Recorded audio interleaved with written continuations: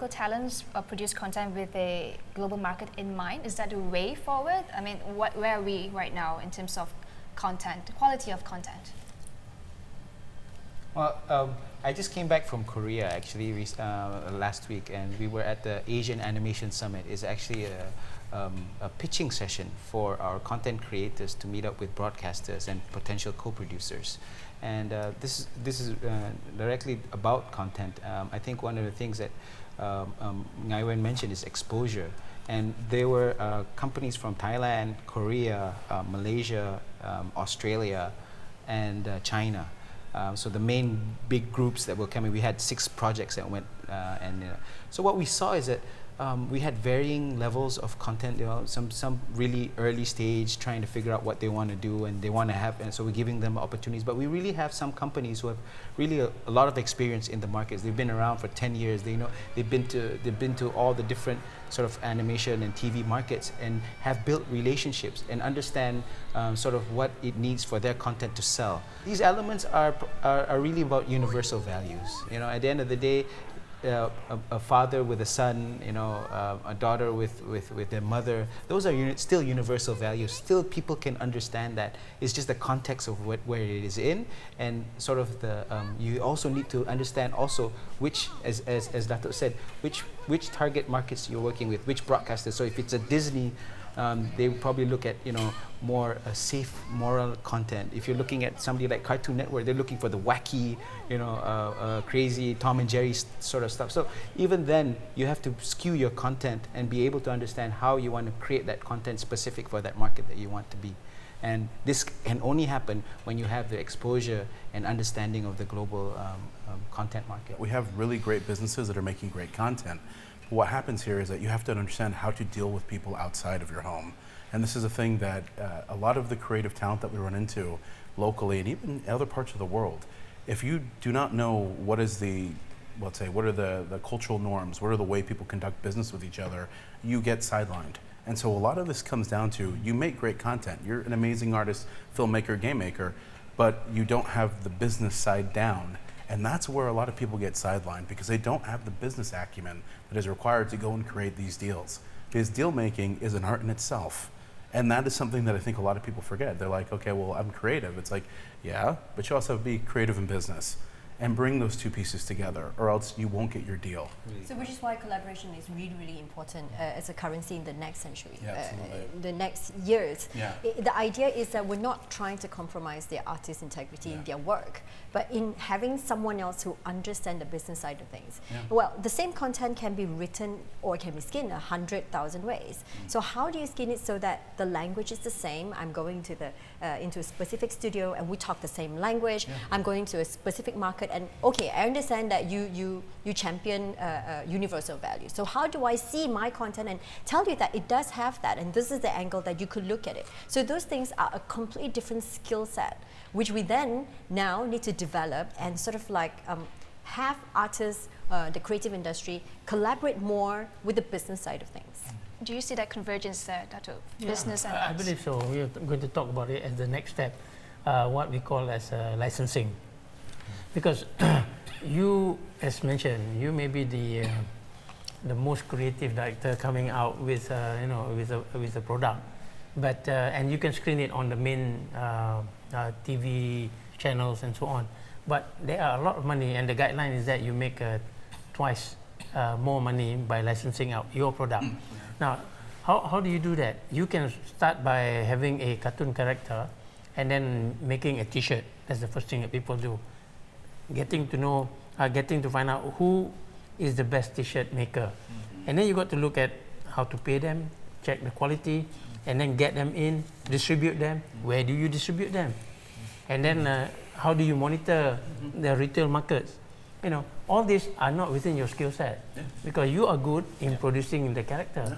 So what we need to do is, this is the next step, which we are proposing, that we go towards licensing. This is a term. And it is a skill sector by themselves. Let's talk more about monetizing and commercialization. We're going to go for the next commercial break, but when we come back, we'll talk about that. See you.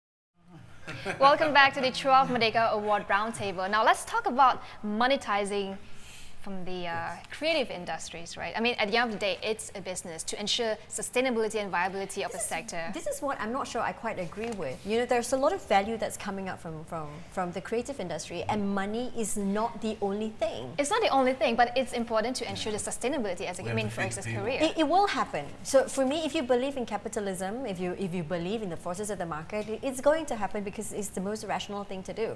When an artist put out something that's really quite good, as long as there are enough opportunity for it to be seen and enough opportunity for it to be felt, experienced, understood, the chance of this artist building more value on top of their work is enormous.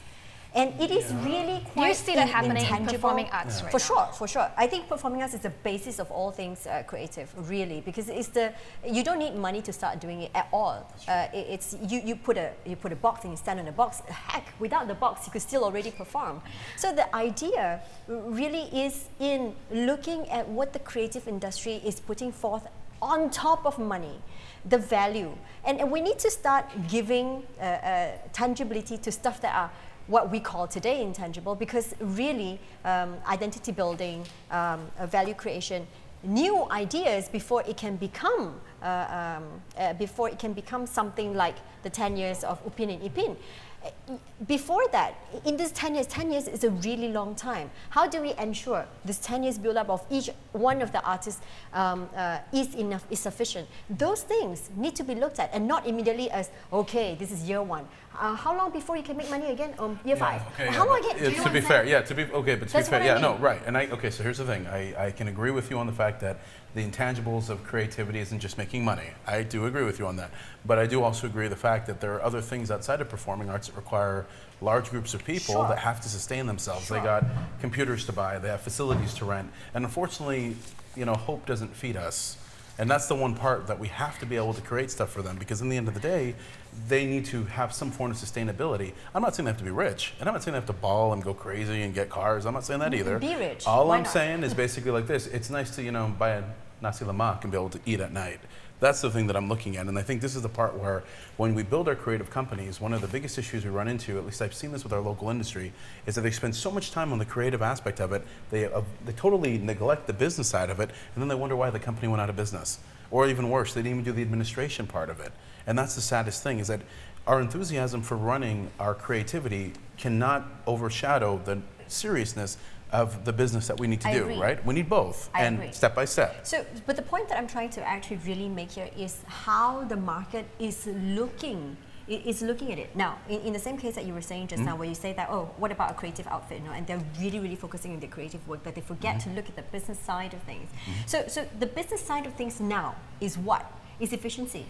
At this point in time, it's efficiency. Yeah, it's efficiency. It's Companies contracts. are run based on how they can lower costs and how they can Yes. maximize productivity. Yes. And these are not necessarily the power of creativity. I'm just saying. Well, but doesn't So- that, in the end of the day, basically having to be working in constraints will create the creative issue? Because in the end of the day, agree. efficiencies come from how do we make it smarter? How do we make it better? Exactly. Speaking of cost, I mean, we can't just compete of being lower cost, I mean, like being a hub for lower cost of production, which we are, I mean, comparing with, I mean, other more developed countries. So let's talk about, from that perspective, like moving up the industry value chain, how can we do that? We talked about licensing earlier. When our talents produce content, do they look that as part of their journey, their process? Do they have that in mind when they venture out to do something?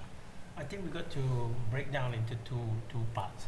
One is on as a producer, which is a business by itself, because they got to get money back for them to do the next film, as we say, or the next project. And then the talent part. The talent IPs and share of profits and all that is actually very individualistic. Until you have a name for yourself, then you can negotiate with your producer so that you get a share of the profit in the future. Otherwise, then it's very difficult to run your business. And I think at this point in time, we are looking at upskilling everybody, getting better products, and paying more towards our talent. At the moment, if we talk about the ecosystem, we are in quite not a very good position yet, because the products are basically commissioned by our broadcasters, and we, for the last 20 years, the payment made is still stagnant, I would say. So I agree just now when we say that we are trying to produce a product by maximizing efficiency with what we have at the minimum cost. If not, you cannot sustain your product. But on the other hand, we have been, Malaysia has been trying to get in quite a number of projects from overseas, especially in at Pinewood Iskandar Studio, for example. And because of that, our people or our talent are being exposed. Yes. And now, being the second year, they are being paid more than what they have been used to, because they have been exposed to the international way of standard. So that is one way of getting. The other way, I think, is on the animation side, which is a global market in the first place. Hasnul may have something to say about that. Yeah, I think on this side, not just animation, but when we look at our creative companies scaling up, again, a lot of them are creative, passionate people when they started out, and then suddenly they started, hey, I've added 10 people to my group, I had 20 people, now I've started to become a manager and managing people and salaries. This is where I think what we're planning for a lot of our companies now going forward for within the MSC Malaysia is to look at how they actually look at how they manage their production and production management. We're bringing in sort of expertise and also tools to actually help our companies scale up. One of the things that I learned from Rhythm and Hues is they could scale up really easily from from 10 people to 150 people when we were at the height in 3 years, is because we had the tools to do so. We had project management tools, production management tools, also the people management, because we knew how to actually scale up and handle 500-man studios. Our companies are having that pain right now. And I think this is where we need to learn to actually move up the value chain in terms of actually looking at how they produce and manage their productions very, very well. And this is, I think, needs a lot of sort of training. Within our schools, within with the colleges right now, they're just training people to become artists and creative people. But that business side and also the management of creative people, I think that's what's lacking right now, and this is what we're trying to do. Adding to that, I mean, that's another layer right now. This content is multi-delivery, multi-platform right now. Are we our policies and the way we produce content, are we seeing that as a end game, or is it part of the equation? Of course, I think right now content can exist on many different platforms, and the idea of transmedia, having different stories on different sort of platforms, being it can start even from performing arts to becoming something that's digital, and we've seen that happening already. Our companies are also realizing that right now. They're looking at the different platforms, not just traditional media, but also on the digital platforms. And from what I understand, the guys from Eddie Monster and, who do Bobo Boy, and then and also Upin Ipin from Les Copa, and recently Didi and Friends. Now they just started only on YouTube, and back in May 2014. One of our successes right now, they've actually co-producing with Astro on their children's nursery rhyme content. Yesterday they hit 50 million views on YouTube in just a year and a half. So this is phenomenal. Right now it's like, how I try to put anything and I can probably get 3 or 4 views. They've got 50 million views in. So they understand how to do this. And what we did for that, MDeC actually works with Google and YouTube to actually work with these guys, and we've worked with 20 different content creators to actually manage their presence on YouTube, how to get the right marketing, the right audience, and these sort of things. And now they're actually gaining a lot of traction on the digital platform. In the export market, competing on content, you compete on content. You don't compete on price. And this is the one thing I will always say, and I come down to this, and Hasnul's heard me beat the drum on this left and right. Boom, boom, boom. Having a cost base that's lower, that's great, but that's just because we're here. But that is not something that you trade on. You don't trade on that, because the moment you start to use price as the reason why they should buy from you, then you'll never build value. And I think this is the key, that we will make our products as great as they are because we can relate to the people, we can work together on that, we can show them process, technology, maturity, creativity. But what we're not going to do is become the place they come because, oh, it's $1 less, or it's, you know, 5 ringgit less. We don't want that. And this is the thing. It's like we are not a mass factory. We're not mass fabrication. This is not India. This is not China. That is the big difference. And everyone just has to remember that. Well, it's the truth. There's no way to compete with that. And there's not 1 billion people here. We don't want that. You want creativity. You want people who know what they're doing. That's the point. Do you see that convergence then? We have gaming, animation, film, and yourself, your that part of arts, right? Do you see the kind of convergence that you want to see from Malaysia? Well, we're seeing a lot of talent crossing over to do different things already. And this is not just singular to Malaysia, it's all over the world. And to talk about whether we are using the different strength of the different things or the different platforms that we are. Say, for example, what the technology platform is doing for us right now is enabling each person to express themselves before other people, giving other people the power to say, yes, you are indeed talented and therefore now you are given the chance. So you don't need that anymore. You could do that yourself. You could prove yourself before you could use your work to say what you want to say about yourself before asking someone to say that for you. So which is really important and great things. It has propelled a lot of artists, a lot of YouTubers is what they call them now, but in our times, they're artists. So propelling their work forward, so, which is really a great thing. And how we then, the arts, need to then be really intelligent and work alongside the technology.